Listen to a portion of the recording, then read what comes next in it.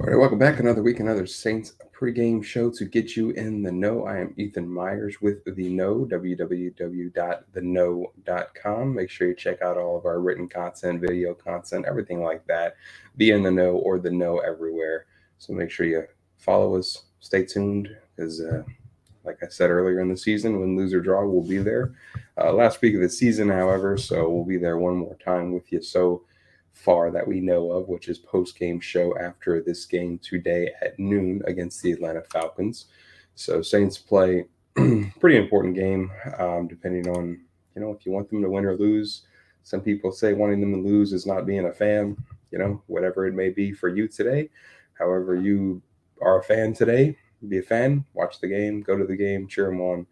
Um, let's hope the Saints can get the W. Personally, I'm always a fan of seeing the Saints win. But it's one of those situations where if they lose, I wouldn't, necessarily be surprised or super upset just because the way the season has gone, it's felt like we've missed opportunities that we should have had, which could have made this week 18 a whole lot less important for the Saints. However, going into the week 18 matchup against the Saints, there's one way for the Saints to get in, and that way is for the Saints to beat the Atlanta Falcons, and then the Carolina Panthers have to beat the Tampa Bay Buccaneers. So that is the first, and I would say probably easiest path for the Saints to get in. The dilemma with that is obviously we're asking the 2-14 Carolina Panthers to beat the 8-8 Buccaneers. Now, the Buccaneers, as we've seen this season, I've said it a couple of times. Baker Mayfield's either going to play like Baker Mayfield or play like Tom Brady. There's not very much in between for that guy, so it could happen, right? Panthers could have one of those games where they just come out and ball out. But at the same time, I think the Panthers are probably playing for a draft pick more than anything. So we will see how that goes. But there's another way that the Saints can get into the playoffs, and that is, again, by winning. The Saints pretty much have to win no matter what. I've said that the past couple of weeks because I've just said that I just don't want to rely on these like late scenarios where it's winning, you have to get in, whatever it may be. But if the Buccaneers do beat the Carolina Panthers, we still have a shot at being the final NFC wildcard spot. The NFL added another spot. But we would need the Seahawks to lose or tie against Arizona and the Packers to lose or tie to the Bears. The dilemma is Green Bay is playing in Green Bay against the Bears. So, who knows how that goes. Again, the Packers are one of those teams this season that are, they're kind of hit or miss, right? You don't really know what team you're going to see. They're 8-8, just like the Saints. The Bears are 7-9. Both of those teams, the Cardinals and the Bears, are coming off of a win, which is nice for the Saints to see.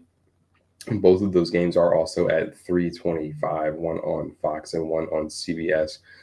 So tune into both of those games, scoreboard watch, whatever it may be. The Saints players are going to be in the locker room after the game, depending on what happens with the Buccaneers game, watching that game. So again, the Saints have a chance to either beat the Atlanta Falcons and Tampa Bay loses to the Carolina Panthers. However, if Tampa Bay wins, we need a Bears win and a Cardinals win for the Saints to get in. So jumping into a little more of the Saints versus Atlanta Falcons matchup. So I got word earlier, Nick Underhill on Twitter said that Kendre Miller is a go. He will be playing in the season finale. However, Alvin Kamara is out. So that is, a little bit unfortunate, but we'll get to see what Kendre can do. It's an added workload because I think when he was healthy this season, the Saints had AK and they had Jamal. So, there wasn't a whole lot of room for Kendre to be back there.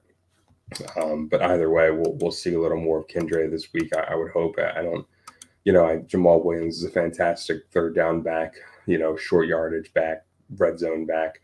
But I'd like to see the Saints utilize Kendre a little in the screen game, some swing passes, whatever it may be. Just get Kendre in open space and get him doing the things that we brought him in to do. So that would be good to see. We have some other instances, like I think things that we knew. Nuki Sewell, Lonnie Johnson, those guys are, did not participate all week. So they're they're coming into this with a designation of unspecified, but very likely they are not going to be playing.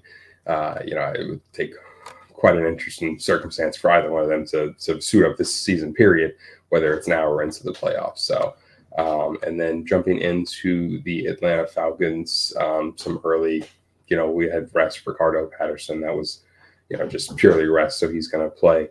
Troy Anderson is out. And then Taylor Heineke is what looks to be a game time decision. They said he was going through some motions earlier this morning. So Taylor Heineke is still questionable, but looks like he's leaning into playing. So we'll see how that works out for the Saints. Matchup wise, the Saints and the Falcons, they always play each other well. It doesn't matter if it's, one team's really having a bad season or vice versa. The Saints and the Falcons always have some fun games to watch. Falcons did beat the Saints earlier in the season, 24-15.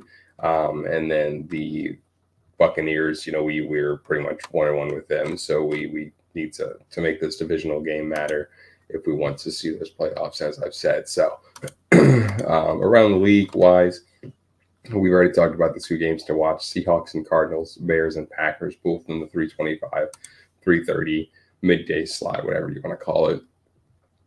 Yesterday had a fun Colts and Texans game that wound up ending in the Texans' favor, 23-19. Games to watch this week for fun. There's quite a few playoff scenarios that matter. But I think the Sunday night football game, the Dolphins versus the Bills found a little bit of a stride, made some changes, made a late season push, and essentially they could end the season at an 11-6 record. Which, if you would have told me the Bills would have the same record of the Dolphins at the end of the season, I would be pleasantly surprised at the turnaround that the Bucs had there. So other than that, it's kind of a lot of action that's either you have the 11-5 Eagles at the 5-11 Giants. Nothing really too crazy interesting there. 11-5 Cowboys at 4-12 Commanders. So a lot of those teams with the high winning records are going into the Week 18 season against less than 500 or under 500 opponents. So either way, Saints game, noon. We'll see how that goes. The conversation we had after the game, right? Dennis Allen, his status, Pete Carmichael, his status, talks about Marshawn Lattimore being traded because of the way he reconstructed his deal. Jameis Winston reconstructing his deal to help the Saints out. Didn't really affect his spending free agency, just kind of spread the money out to help the Saints be able to kind of free up some cap space early. Mickey Loomis will always be, very interesting in how he handles cap space and everything like that. So either way, we'll kind of hop into some anytime touchdown score. Today, I'm going to ride it no matter what. For the rookie, I really like his odds. He's a big guy. He should be used in the end zone, red zone area. Plus 700, plus 500 across most books, but plus 700 in the best odds. It just feels like he's the type of guy that can give you a different type of threat in the red zone as a receiver. Almost like a Jimmy Graham type body style. He's big. He can go in there and box out. So that's going to be my Saints game, anytime touchdown score. And then across the league, I'm just going to keep it real simple and just go with someone that I feel like should score a touchdown almost every week. And that's just going to be Tony Pollard. I've had him on my fantasy team. He's done me well. He doesn't have the greatest odds, but, the Dallas Cowboys should look to go on the ground early and often against the Commanders. So that's who I'm rocking with for anytime touchdown scorer for the league-wide. And if you want to bet against the Saints, which, you have to do every now and again, right? If you want to make money, especially this season, just because we didn't score a lot of touchdowns. But if you want to make some money, I also like Ricardo Patterson's odds of plus 650. I know he came in with an illness designation, but, he didn't have any designation after the illness. So it looks like he might as well, just get into the end zone. He always finds the end zone against the Saints, it feels like. So I like those odds at plus 650. Parlay those two together, plus 700, plus 650. It's a pretty good parlay for two guys to score a touchdown in a game that's going to matter for both teams. It's not like you're going to see a whole lot of,